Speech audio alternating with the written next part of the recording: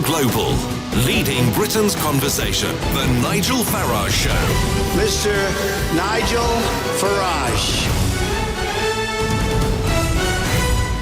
Thank you, Donald, and good evening, everybody. I'm here in Strasbourg in the European Parliament, where tomorrow Jean-Claude Juncker and Donald Tusk will report back on the heads of state meeting that took place last week in Brussels, where there is, I think it's fair to say, pretty much deadlock on migration. Italy screaming, please help us. Hundreds of thousands have come to Italy.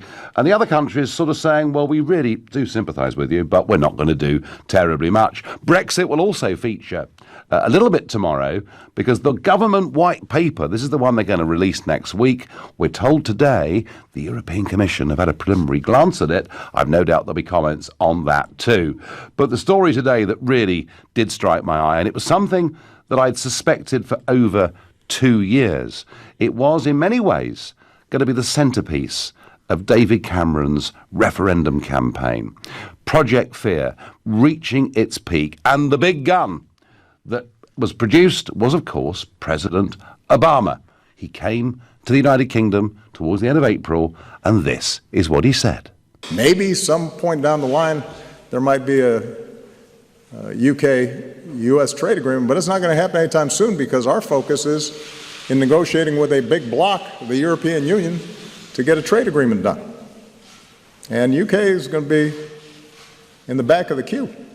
Not because we don't have a special relationship, but because, given the heavy lift on any trade agreement, us having access to a big market with a lot of countries, rather than trying to do piecemeal trade agreements, is hugely inefficient. Well, that was nice, wasn't it? I thought, here we have, one of our greatest allies in the world, a country with whom we've stood through thick and thin, through good times and bad, and he looks down his nose and sneers at us and says we're going to be at the back of the queue. Let's just hear him saying that again. This was Obama. The UK is going to be in the back of the queue. So there was no mistake what he was saying, and he was backed up at the same press conference by our then Prime Minister, David Cameron. As we make that choice, it surely makes sense to listen to what our friends think, to listen to their opinion, to listen to their views, and that's what Barack's been talking about today. So there you go, what our friends think. We must be scared, because the Americans, this is what they think, this is what they're saying. And right from the moment this happened, I thought, I smell a rat here. I don't know any Americans who would use the word queue. They use the word line. So if Obama had said, you'll be at the back of the line, I'd have thought, well, that's pretty authentic. But when he used the word queue, I thought, I don't like the look of this. This is all a put-up job. Well, today, we had confirmation of that, because former White House advisor and speechwriter for Obama's overseas trips, Ben Rhodes, during an interview this morning, said this. Yeah, well, we had come here to try to help the Remain campaign, and we had a meeting with David Cameron and his team, and we were all kind of in violent agreement about the negative consequences of Brexit. And in talking about the press conference that they were going to hold together, Cameron and Obama, we were discussing the arguments for the Brexit campaign. And some of the arguments were based on the notion that the United States could just negotiate its own free trade agreement with the UK quickly. And we all were agreeing that that was unlikely to happen. And as Obama was saying that, somebody on the British side said, yes, we'd end up being at the back of the queue. And everybody kind of laughed. And Obama said, that's exactly right. And then he was asked, well, it'd be good if you could repeat that point in the press conference. And of course he did. Was asked by David Cameron? Yes. Everybody laughed. It was funny. Really, really funny. And yes, even funnier, of course, that The Guardian pick up with a headline, Barack Obama, Brexit would put the UK to the back of the queue for trade. Barack Obama says UK back of the queue for trade, independent. Obama infuriates Brits and threatens to send them to the back of the queue if they vote to leave, Daily Mail. And yet they all thought it was funny. David Cameron laughed. Well, what we had here was a classic put-up job. Number 10, begging Obama to say something as disobliging as we would be at the back of the queue. And number 10 thought it was really funny. Thought it was funny to talk down our country, to talk down our prospects, and to present something pretty dishonestly to the British public. And week after week, we see page after page in our newspapers and debates on LBC and elsewhere about was there collusion with Russia, and frankly, not a single thing has been proven. Well, this was collusion. It was collusion between David Cameron and the most powerful man in the world with the biggest economy in the world, collusion to try to corrupt the result of Brexit. I have to say, I think the whole thing is absolutely disgraceful. I think that man and his sidekick George Osborne would have done literally anything to have kept us inside the European Union. All I can say is thank goodness we overcame the sneering of President Obama, and thank God Cameron and Osborne are out of frontline politics. I think the whole thing is an absolute, complete, total disgrace. But tell me, what do you think? Did he deliberately, Cameron, try and deceive us? Or did he genuinely believe that we would be at the back of the queue and it was in our interests for this to be pointed out to us? Let me know what you think. If you think he persuaded Obama with good intentions, call me on 0345 6060 973. Or if you think, forget the Russians, this really is collusion, then text to 84850. And perhaps you think, as I do, this was perhaps the worst example of Project Fear. They were literally trying to do us over, then tweet using the hashtag Farage and LBC, @LBC. And of course, you can watch us on Facebook. I'm live from the European Parliament here. And I have to say, I wonder just how people on both sides of this divide feel about this revelation. Or is it that we're actually so cynical about the global elites that we think effectively they're in each other's pockets anyway, and did Barack Obama make any difference? I wonder.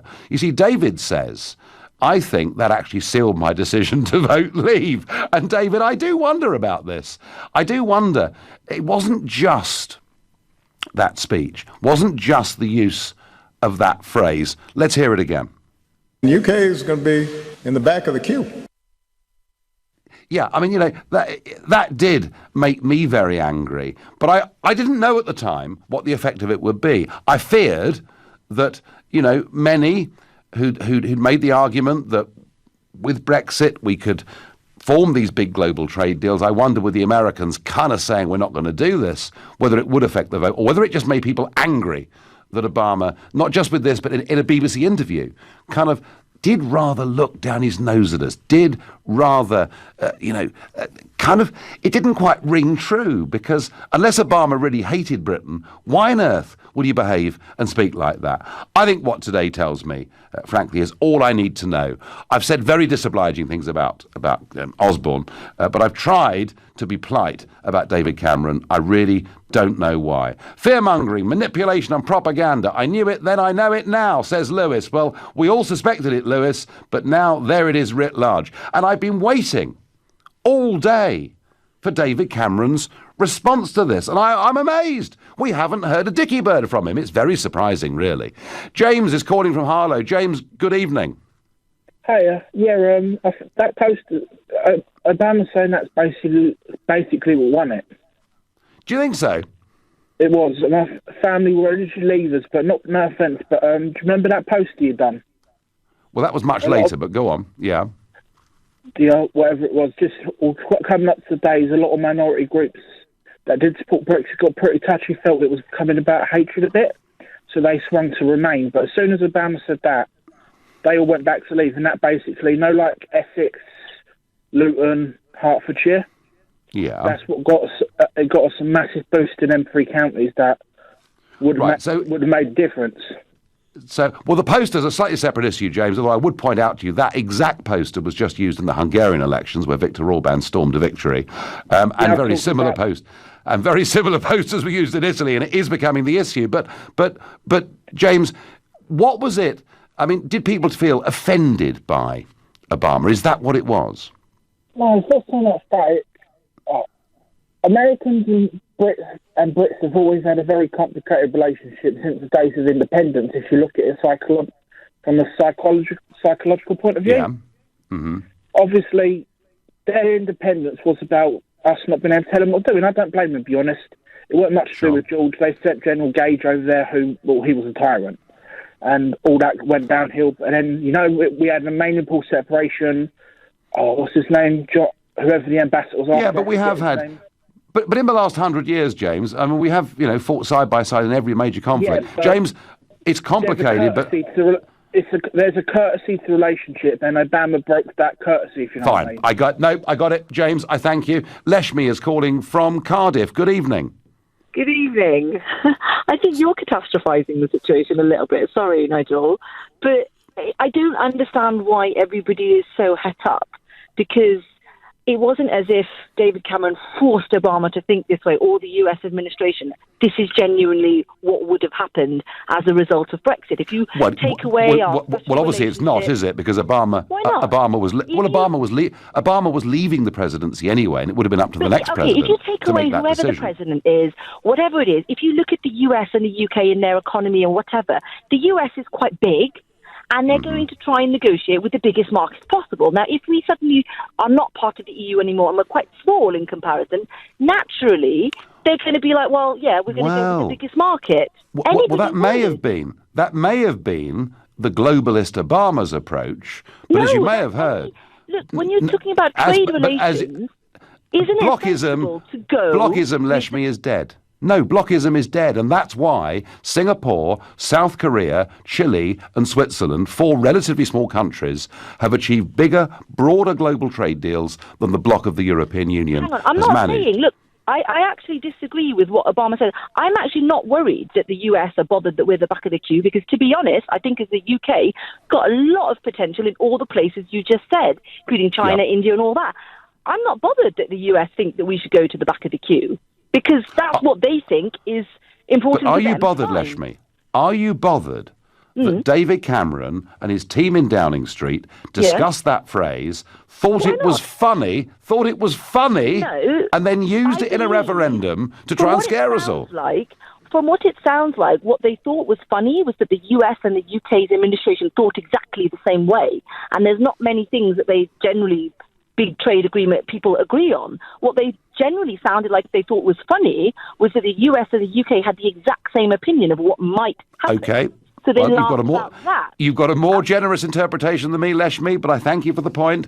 President Trump, by the way, making it very clear within days of coming in that we'd be at the front of the line. You're listening to the Nigel Farage Show, exclusive on LBC, live from Strasbourg, and it's 7:15.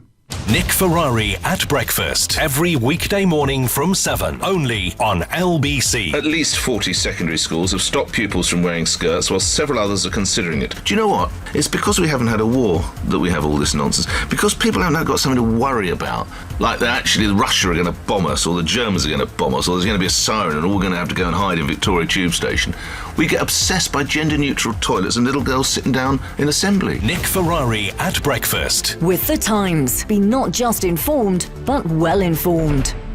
We've been thinking, most people at some time or another have a working lunch. But when you run a business, you often have a working breakfast too, a working dinner, and a working midnight snack. That's why, to save you time, our local relationship managers could visit you at your place of work to offer specialist support and guidance. Because changing times call for a proactive bank. Search NatWest Relationship Managers. NatWest. We are what we do. My perfect sandwich? Well, it goes bread, lettuce, cheese, and then the Branston. Deliciously tangy. Its sweet scent alone sends my taste buds into a frenzy. A mountain of glorious pickle smothers the bread from crust to crust, ready to embrace its culinary soulmate, the creamy cheddar. Then cut it in half and you're done. Try new Branston Smooth in a jar. All the great Branston taste without the chunks. Bring out the Branston. Your future is here. The Global Academy, a forward-thinking state school for 14 to 19-year-olds interested in a media career.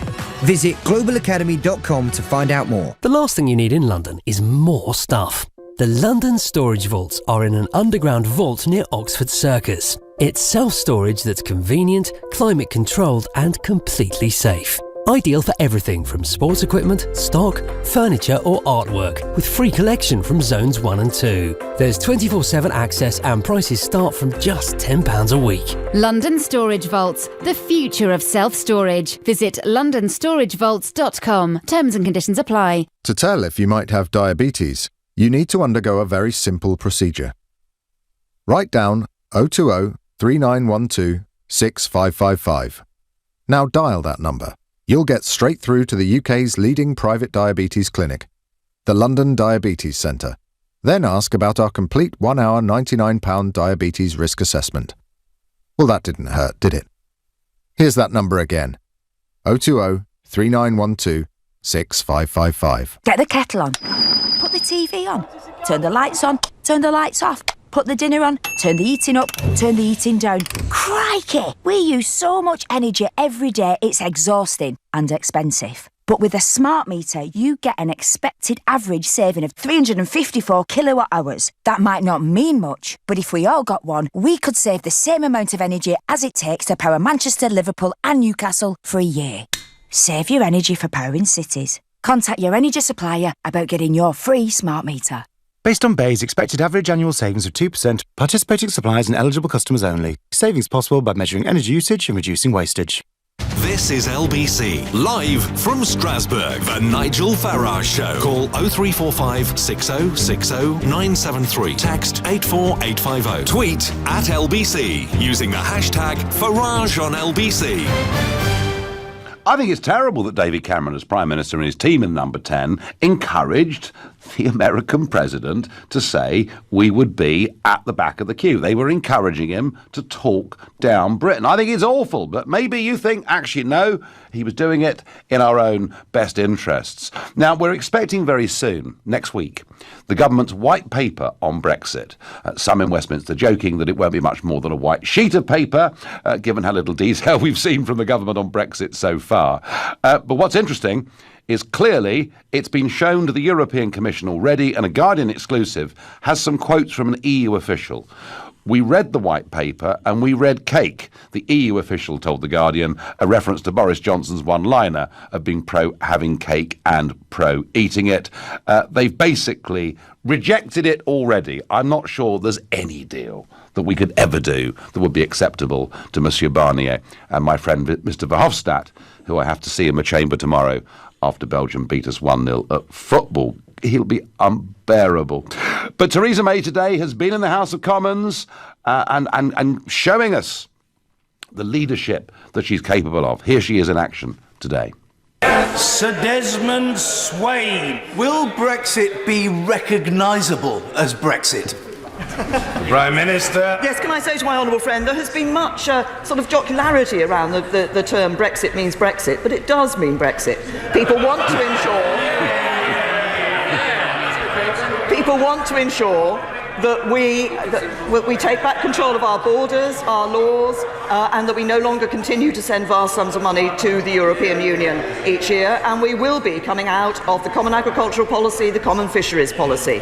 But we will be ensuring that we're able to trade with the European Union and set an independent trade policy which enables us to negotiate good trade deals around the rest of the world. Well, she's very good at sounding strong, isn't she? I mean, she says we're going to take back control of our borders. Folks, the white paper doesn't even mention immigration.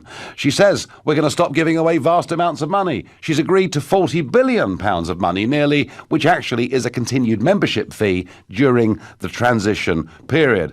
And when she says taking back control of our laws, it's perfectly clear already that during the transition period, the European Court of Justice will still hold sway.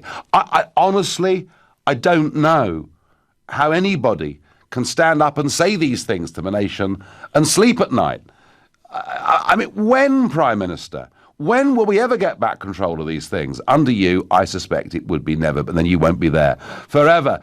Back to her predecessor, David Cameron, laughing as he encourages Obama, albeit a globalist, and Obama may have believed it, but he was encouraged to use this phrase. Let's listen to it again. The UK is going to be in the back of the queue.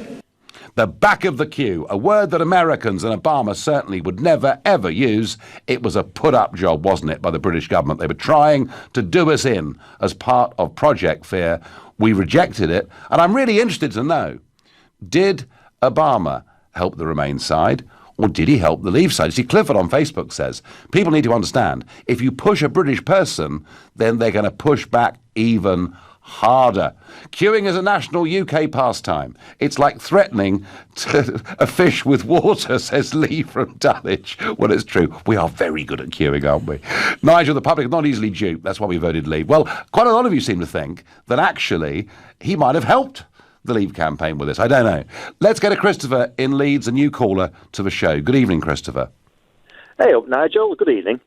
Good evening. So, was Cameron playing with a straight bat with us when he and his office encouraged Obama to say this? Oh, for goodness sake, no, he wasn't. I mean, to put it bluntly, Nigel, I was actually hovering on the middle between Leave and Remain, you know. But when this friendly fire American called Obama looked down his nose at us and said, we'll be back at the queue, that made my mind up right away. Did it really? Yep. So that was a big seminal moment for you in this referendum campaign? Oh, it most certainly was. That actually converted me from hovering on the edge of Remain to actually Leave. And on the day of the vote, I had to vote Leave out of general principle just for that matter alone. And I expected, with all the establishment being against us, I actually expected to lose. It was actually quite a surprise that we actually won. So, I think a lot of people, Christopher, a lot of people woke up the next morning stunned, I think, by the result, and by just how wrong, again, the country's big opinion polling companies had been. Christopher, when you heard that phrase at the time, let's listen to it one more time. No problem. The UK is going to be in the back of the queue. When you heard Obama say back of the queue, did you, like me, sense that Cameron had asked him to say it? I didn't at the time, no, but I was curious by the word queue. Because Absolutely. Americans don't use the word queue, they say line.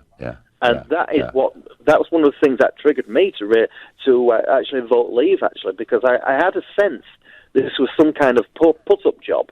I was actually outraged at this person who would complain if somebody else from another country interfered with their elections, and yet he has a nerve to do the same.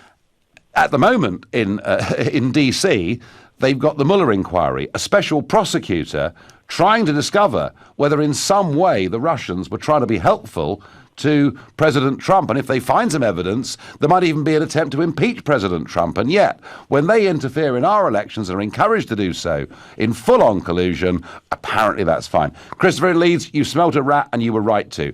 Deborah in Colchester is my next caller. Good evening, Deborah. Good evening, Nigel. Nice to speak to you again. Nice to speak to you. Now, what do you think about Mr. Cameron in the light of this? Well, I think it actually backfired very, very badly on him. It did Brexit a massive favour. It made my blood boil at the time. I was going to leave anyway, but that certainly sealed it. I mean, there's no way. So even if you've been asked to crawl over broken glass on referendum day, Deborah, because of Obama, you'd definitely have done it, yeah? Well, yes. Maybe not literally. No. But I think it backfired very badly.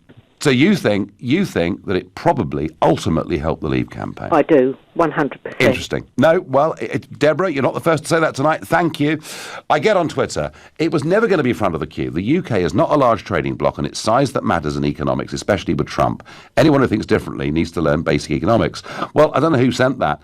You need to learn about Donald Trump. Did you see that Donald Trump said to the French President Macron on the telephone last week, I tell you what, Emmanuel, as he calls him, why don't you leave the European Union and then I'll give you an advantageous trade deal with America? Trump does not believe in blockism. Trump believes in dealing with nation states and doing trade deals that are actually appropriate and that work, and where one side is not openly going to undercut the other. And for all of you out there who are tempted by these arguments, the Clegg argument, that you have to be in a big bloc to negotiate trade, I repeat the point that South Korea, Chile, Singapore and Switzerland. 4 little countries have managed, each of them, to negotiate bigger trade deals around the world than the bloc known as the European Union has managed to do. Flexibility and adaptability matter far more in putting trade deals together than simply size. Let's go to Chiswick and speak to Tim, a new caller to the show. Tim, good evening. Hi, Nigel. Hi. Yes, totally agree on David Cameron's ill-conceived efforts to sway the vote. But I equally must say that I wouldn't trust a word that comes out of Donald Trump's mouth either. I mean, he's known to simply pull fast ones on people. He's done it throughout his business career in Atlantic City, in New York, even with his lenders. So, unfortunately, I absolutely agree with you 110% that it was dirty what Obama did here. It was uncalled for, and I think it did push a lot of people towards voting against precisely staying in the EU. However, as a country, we have to be very well aware of whom we are dealing with in the United States. He's a very nice man to your face, but he's not a credible businessman. Yes, he's inherited a lot of money. Yes, he's done great business. But he's also bankrupted himself. He's also not himself. Tim, he's had huge ups and downs. Yeah. Look, he's had huge ups and downs. Absolutely, he's not someone to rely upon when it comes to our sovereign nation and when it comes to him offering us a better deal than anybody else. He'll put everything in the balance, and his advisors will turn around to him and probably say, maybe it's better that we put France ahead of the UK, for instance, in this or that deal. And he'll turn around and he'll say, why do you think so? As he does on The Apprentice, as he does throughout his career. And they'll say, well, because there's probably more advantages to the United States. And he'll back down. He'll back down. Tim, I don't agree with that. I don't agree with that. Why? He is half British himself, and he feels it very strongly. And, you know, I've met and talked to people like Trade Secretary Wilbur Ross, National Security Advisor John Bolton. You know, these people do feel a strong bond with this country in lots of ways. Nobody ever can predict completely the future. What I do know is we'd have a better chance with him than we ever would have done with Obama, who I don't think liked us very much. You're listening to the Nigel Farage Show, exclusive on LBC, live from Strasbourg. It's now 7:30 and time for the news with Thomas Watts. Rescue teams say 12 schoolboys and their football coach have been found alive after 10 days trapped in an underground cave in Thailand. But a local official says that while they've been found safe, the operation to recover them continues. The Foreign Secretary, Boris Johnson, says it's vital all MPs are able to air their views on Brexit. It's after Tory backbencher Jacob Rees-Mogg was widely criticised for warning the Prime Minister she must deliver the Brexit she promised or risk collapsing the government. Fire crews say a large moorland fire, which started over the weekend near Bolton, has now been contained. Peat below the surface is still burning, though, which will need to be continually doused with water. LBC weather, any showers in the southwest dying away to leave a dry and clear night across the UK, an overnight low of 11 degrees. LBC travel, several problems on the M25 this evening. It's stop-start in both directions at the Dartford crossing following an investigation, and anti-clockwise it's very slow between junction 8 for Reigate and Clackett Lane services after an accident. Clockwise it's queuing from junction 27 for the M11 to 29 for Romford. There's a lane closed there because a car has broken down. In Carshalton Road is blocked in both directions by an accident with queues from Sutton Police Station. LBC Travel, I'm Charlotte Downs. This is LBC. That's a Swale heating engineer setting off to help another customer. We have over 250 highly qualified engineers on hand 24 hours a day, 365 days a year to deal with your boiler installations and emergency breakdowns. Visit swaleheating.com. Rely on us to keep you warm. Your data matters to the NHS. Information about your health and care helps us improve your individual care, plan your local services, and research new treatments. The strict rules about how this data can and cannot be used have been strengthened. We're committed to keeping your information safe and being clear about how it is used. You can choose whether your confidential patient information is used for research and planning. To find out more, search Your NHS Data Matters. This has been brought to you in association with the Information Commissioner's Office. Happy 70th. Now, roll up your sleeve. You don't have to have a shingles vaccination the minute you turn 70. All done. But it's a good idea. Shingles is an extremely painful disease that's more likely to affect older people. If you know someone in their 70s, make sure they ask their GP whether they're eligible for a free shingles vaccination. This is the sound of breakfast in bed. It's nice to feel valued. We're with you. So join British Gas Rewards today for loads of ways to feel valued, including free energy days. British Gas Rewards. Join today. Terms and conditions apply. You want a Maserati, but you need an SUV. Why not have both? Levante, the Maserati of SUVs. Now available with 0% finance. Search Maserati. Based on PCP sales only until the 31st of August 2018. Minimum 20% deposit, 24-month term, 10,000 miles per annum. Subject to status. Participating dealers only. Maserati Financial Services. Ocean Credit Card. If you're looking for a credit card with a credit limit of up to £1,500, go to checkocean.co.uk and see in seconds if you'll be accepted for an Ocean credit card before you apply. Checking won't affect your credit rating, so it's a no-brainer. Find out if it's a yes. Go now to checkocean.co.uk. 39.9% APR representative variable. Intelligent Lending Limited is a credit broker. Capital One is the exclusive lender. Checkocean.co.uk. This is LBC, live from Strasbourg, the Nigel Farage Show. Call 0345 6060 973. Text 84850. Tweet at LBC using the hashtag Farage on LBC. Obama told us we'd be at the back of the queue if we dared to vote for Brexit, and David Cameron's team agreed that phrase with him. They all laughed. They thought it was really, really funny, and I think the Prime Minister, frankly, was guilty of deliberately having the future of this country talked down. I'd suspected it all along. It's been confirmed today. I'm pretty angry about it. Others of you take the view, actually, maybe there is a point here that we need to be in big blocks to do trade deals, something I completely and utterly disagree with. But on the Brexit subject, that row was a couple of years ago, but there's a big row brewing for Friday. Oh, goodness gracious me. All the Cabinet meet in Chequers this Friday. Some are saying it could be like a sort of Agatha Christie novel with whodunit afterwards. Talk perhaps of resignations, of big bust-ups, and boy, the week has started off with quite a big Tory party civil war. Jacob Rees-Mogg, leader of the European Research Group of about 60 MPs, wrote in today's Daily Telegraph that Mrs May stand firm for what she herself has promised. And by that what he means is, leaving the customs union, taking back control of our borders, stopping the European Court of Justice having a say, and not giving away vast sums of money. And he warns that if she and the Tory party do not stay true to Brexit, do not stay true to their manifesto, that it will be an electoral disaster for them. Well, that's upset some people. Mid-Sussex MP Sir Nicholas Soames told his old friend Mr Rees-Mogg to shut up.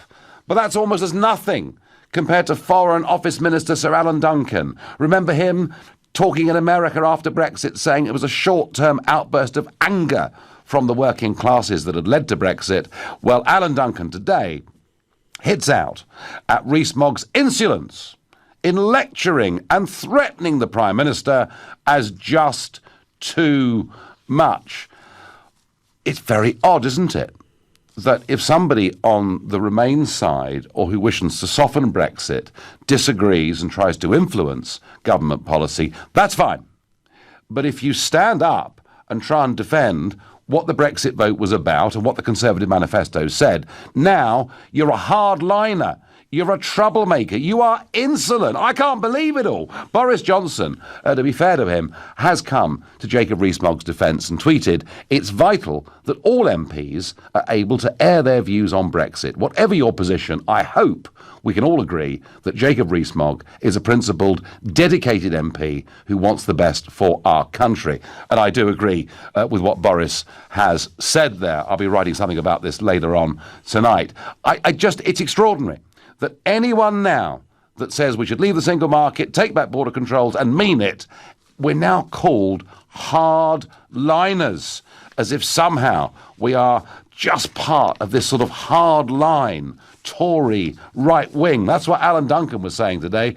I wonder whether he remembers millions of people who vote Labour voted Brexit too. So we know the truth about why Obama said what he said. Let's remind ourselves of what Obama told us in the referendum campaign. The UK is going to be in the back of the queue. Linda in Liverpool is my next caller. Linda, how did you feel when you heard Obama say that? I took no notice of it, Nigel. You took no notice, right? No, I don't think it's anything to do with America. I know you're pro-Trump. I'm fed up with it, Nigel. Can you hear me? Yeah, I can, very clearly. What are you fed up with, Linda? Just the whole Brexit process, or...? No, what I'm fed up with, Nigel, certain people have exploited the situation. You're one of them. Oh, right. Jolly good. Sorry, don't cut me off, but you're one of them. I wasn't cutting you off. I was just saying thank you. I'm listening intently. So what have I exploited, Linda? You are now... I've got a job at LBC, right? Mm-hmm. You pretend to be friends with Trump. Whether you are or not, I don't know. I pretend? My main concern is nobody that voted for Brexit at the time had a clue what they were voting for. All the ignorant... I'll tell you the people that voted for Brexit, Nigel. It was the disimpoverished people that had lost their jobs that blamed immigrants for that. There aren't 17 million unemployed that I'm aware of, Linda. And it was also the wealthy people, Rule Britannia, tough your cap type, that voted for Brexit to get this sort of... Linda, it's Goldman Sachs, it's JP Morgan, Airbus, it's these people who are donating money to the Remain campaign. The big corporate businesses love the European Union, and many of the richest people in London voted Remain and did so in some boroughs, 75-80% of them. The idea that the Brexit voters were part of the ruling moneyed classes, Linda, that is just not right. Well, can you tell me, once Brexit got the win, why did UKIP collapse and not carry on with the process of what was going to happen once we Brexited? Because nobody seems to know. Northern Ireland and Southern Ireland are in chaos. They're in dispute. There's a risk of trouble starting again. Why? Not to mention... Explain to me, if we have closed borders, what is going to happen in Ireland? Well, we don't have closed borders with Ireland. We have had a common travel area with Ireland for best part of our... Hang on. We had a common travel area with Ireland way before either of us joined the common market. Linda, we're going off at a tangent here, ever so slightly. I'm asking the question and debating, was it right that a British Prime Minister and his team in Number 10 encouraged an American president to say we'd be at the back of the queue? Forget that. I'm not interested in American presidents. I'm interested in... Well, Linda, I tell you what... To Ireland, to small businesses... Linda,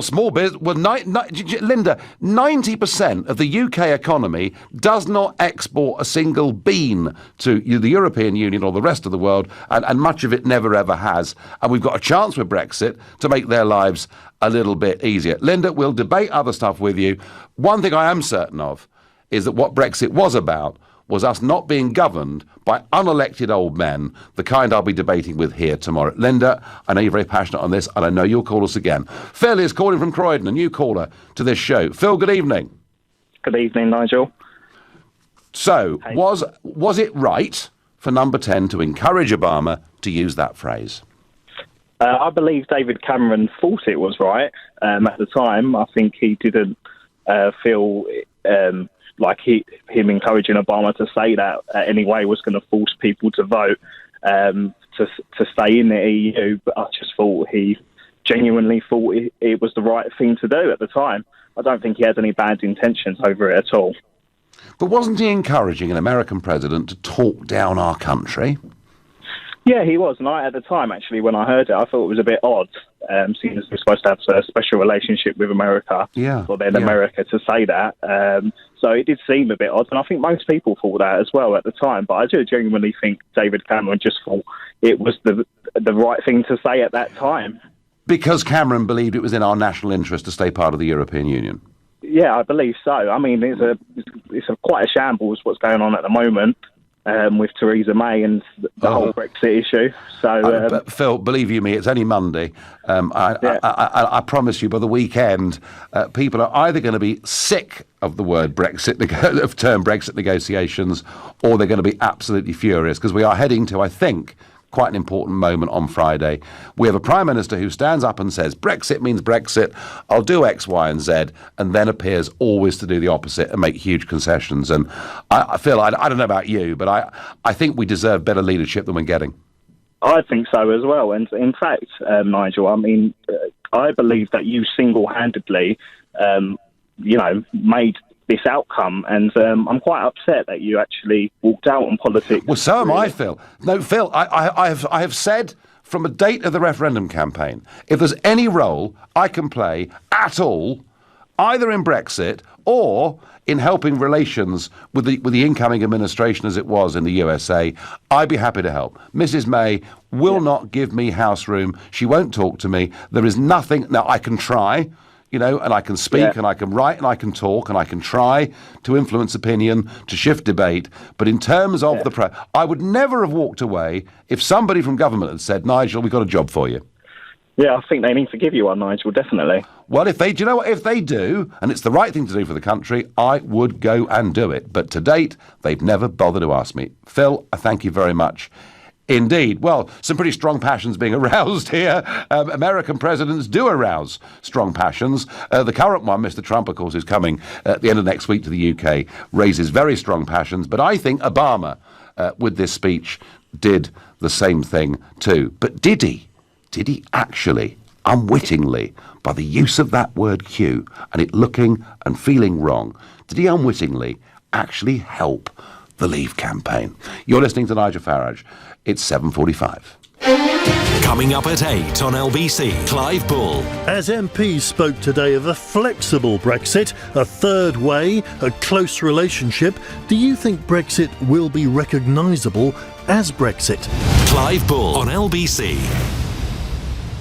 The Volkswagen Transporter from just £239 per month on contract hire now comes with 2 free services. So instead of spending your money on this, you could spend it on this. Or even this. Incredible offers to help your business thrive. Search Volkswagen Transporter to find out more. Volkswagen Commercial Vehicles. Working with you. Business users only, excluding VAT at 20%, over 36 months, £717 initial rental. T's and C's apply. No ownership. Until the 30th of September 2018. Volkswagen Finance. Don't you just love summer? Especially when you can save over £100 with super fast fibre unlimited in the BT summer sale. Imagine speeds 5 times faster on average than standard UK broadband. It's $29.99 a month on an 18-month contract with no activation fee and just $9.99 for delivery. But hurry, the £100 saving ends 16th of July. Search BT Broadband to join today. Be there, BT. Prices may change. Price for month 19, £52.49 a month. Terms apply. Your data matters to the NHS. Information about your health and care helps us improve your individual care, plan your local services, and research new treatments. The strict rules about how this data can and cannot be used have been strengthened. We're committed to keeping your information safe and being clear about how it is used. You can choose whether your confidential patient information is used for research and planning. To find out more, search Your NHS Data Matters. This has been brought to you in association with the Information Commissioner's Office. Sometimes you just fancy a restyle. A new bathroom, perhaps a new kitchen. But as with all stylish things, you'll want to make sure that they're fitted to perfection. That's where Trusted Trader are always on hand to help. TrustedTrader.com have lots of really lovely tradespeople who are vetted, reviewed and reliable, so you'll find the professional you need, including an expert who'll design and install that gorgeous new kitchen or bathroom. Block management. 2 very simple words. But what do they actually mean? Well, there's budget approval for starters, then service charge invoices, health and safety paperwork, cleaning, gardening, maintenance, inspections, contracts, insurance, emergency call-outs, and a whole lot more besides. So for complete block management solutions, just remember 3 simple letters: ABC. ABC Estates will take care of all your day-to-day management, leaving you as happy as Larry. See abcestates.co.uk or call 0800 888 6688. The Nigel Farage Show, live from Strasbourg, only on LBC. President Obama he interfered, didn't he, in our referendum campaign? This is what he said. The UK is going to be in the back of the queue. Yeah, and now we learn that he colluded with David Cameron and Number 10 to come up with that phrase, a word that Americans don't use. I think it was disgraceful of Number 10 to encourage him to do this, even if he himself, as a globalist, would have preferred us to have stayed part of the European Union. Nigel, I get on Facebook, that was said to scare people into staying in the EU. Our country has turned into a laughingstock, the way mayors handled Brexit. We are being laughed at all over the world. Barry, I don't know about all over the world, but let me tell you, here in Strasbourg, we really, really are being laughed at. Nigel, I voted Brexit for many reasons, including being threatened by the then US president. If there was any chance that I'd got that wrong, I would since have seen the EU leaders taking the referendum result as constructive criticism, says David.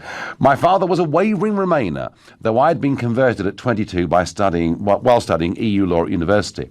When Obama got off the plane, having just come from Germany, and humiliated us, my dad immediately became a Brexiteer and hasn't looked back since. The self-serving actions of the metropolitan elite only causes more to turn against them, says Rob. And Rob, it's interesting about that Germany comment. When Obama, as president, came to Europe, Germany was always the first stop because he saw Germany as being the strong, dominant power basically running the European Union project, with, of course, a strong leader called Angela Merkel, who is not looking too strong tonight.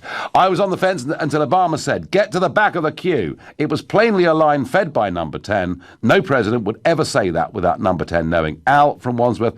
Al, I agree with that, and I do think, you know, we had a caller earlier who said it just didn't feel right. It didn't feel right. Nick from Sevenoaks, who is a regular texter to this show, says, regardless of what Obama said, he goes on, a people's vote on the final deal is required, which will in itself supersede that very poor 2016 campaign, and I include both sides in that. Nick, you know, you can argue all you want for a second referendum.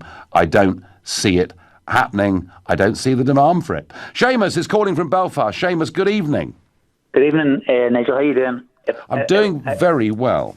So tell me, what, you know, was it right what happened with Obama sitting in a room in Number 10, conspiring, colluding, and coming up with this phrase, back of the queue? Listen, the reality is that David Cameron, a man not to be trusted, a Tory toff who had his own agenda, and then when the Brexit people voted to leave, he ran away, hasn't been seen since. As for Obama, one of the worst, history will show that man to be one of the worst presidents in US history, and everyone criticises Trump, but I can tell you now, history will be kinder to Trump, irrespective of what you think of Trump. The American economy is booming, he's sticking to his pledge and his word, and he's getting things done. Obama achieved nothing, but I want to make the point, Nigel, send you a researcher, and I'm surprised you haven't brought it up this past 50 minutes. The biggest stumbling block in the whole Brexit issue is the Northern Ireland question, the border. Well, it is, Seamus. Seamus, it is, but I wasn't specifically discussing that tonight. I was talking really. I know you're not. And there's a quick point I want to make. Go on then, quick point. The Northern Ireland border is the biggest issue, and it baffles me that David Cameron and all his boffins and the upper echelons of the Tory party never took into the equation what happens here if people do vote to leave. What's going to happen with the border? It just shows, you know, you couldn't make this up. It seemed like a crowd of people got together, had this wacky idea, and it backfired big time. And as for Obama. They made no plans, Seamus. They made no plans for anything. There was no plan B. They, in their arrogance, were convinced they were going to be. 100%. Seamus, when we debate the Irish border, which we will do over the course of the coming weeks and months, please come back to us. But for the minute, I'm really interested in that interaction between Cameron and Obama and how it makes us feel about Cameron. Was it, the generous would say, what he believed to be in the best interest of the country, or was it just an attempt to use the American president to scare us? And actually, wasn't the British Prime Minister willfully trying to have this country talked down? Obama should be kept out of our country's affairs. He had enough problems in the US. Bring on Brexit and let's get closer to Trump, says Dave. Dave, I'm sure there are people at the moment boiling with rage because you said that. Cliff is calling from Hayes. Cliff, good evening. Good evening, Nigel. Thanks for taking the call. Not one bit. Mr. Cameron completely and utterly miscalculated with this one, because I was on the Brexit stall in Uxbridge the day after Obama came out with his back of the queue comment. Yeah. We had people coming up who were absolutely enraged, but also the amount of people who came up without prompting who picked up on the word queue and said to us, that's been written for him. Yes. And actually, there were people who were undecided who turned around to us and said, that has made our minds up now, we're voting leave. We're not going to be bullied. It didn't sound right, Cliff, did it? No. And Cameron obviously took us for fools if he thought they were going to get away with that one. Well, I think Cameron took us for fools in many ways, more than just the use of this phrase, to be honest with you, Cliff. But no, that feedback, the fact you were on a stall meeting members of the public, that's really interesting, and it's a common theme, Cliff, that's coming back through the evening. Thank you for your call. Going to go to Brian in Crouch End. Good evening, Brian. Good evening, Nigel. I'd like to look at what happened following these events. As we know, George Osborne was sacked by Theresa May. His political career was blown out of the water. Subsequently, he went on to become the editor, amongst 5 or 6 other jobs, of the Evening Standard. I happened to pick up a copy of the Evening Standard yesterday evening. It was flying around on the Underground, and it was incredibly critical of the Conservative Party approach to the Brexit negotiations and Brexit itself. As we know, revenge is a dish best served up cold, and he is taking every opportunity to try and blow this out of the water. I wonder how it's possible to overcome the insidious day-by-day drip, drip, drip effect which takes place in the Evening Standard of the negotiations and the whole process. Because that's what these are the stories that are being fed to poor unsuspecting commuters. I mean, Brian, there is a never-ending doubt of negativity that we're getting, and there is a very well-coordinated campaign by the big multinational corporate companies. And as for Osborne, he reminds me of Ted Heath.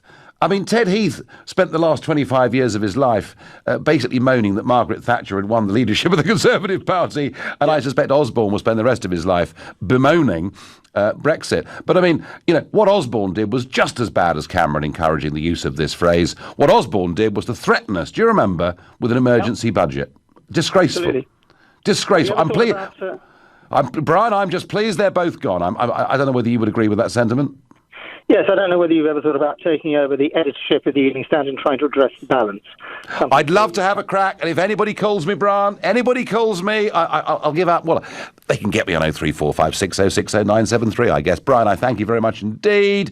Cameron and Obama were and are arrogant fools. People knew years ago that they wanted to be out of the EU, says Irene. Well, Irene, some did. A lot did make their mind up during the referendum campaign. And, of course, the key thing was that the turnout in the referendum was much, much higher than anybody had anticipated. And this, in many cases, were people who had not voted in recent elections, in some cases had never voted in their lives. And it was that tipped the balance for leave. And I just wonder now, did Obama help that? The minute I heard Obama's orders, my mind was made up instantly. Leave. Who did he think he was? Says Anne. Nicola is calling from Harrogate. Good evening, Nicola. Hello, Nigel. Nice to talk to you. Hi there. How are you? So, yes, fine. Absolutely furious when I heard Obama be put up to what he said with David Cameron. Yep. I felt it was staged. I felt it was completely to play into Cameron's idea that we have to remain in the EU. But I feel that this is history now. What are we going to do? Well, listen, we've just been, I've just been criticising heavily the previous Prime Minister. I'm not exactly pleased about the way this one's performing. We may well, Nicola, over the course of the next few months, be approaching a really big crunch moment. Are we going to leave the European Union? Yes, we are. But is it going to be a meaningful leave? No, we have got to leave. We've got to leave. Nicola, I tell you what. Hard Brexit. Nicola, I tell you what, as you were fuming about Obama, let's just for one last time on this show hear what Obama said to us. The UK is going to be in the back of the queue. You still fuming, Nicola? Yes. Thank you very much indeed.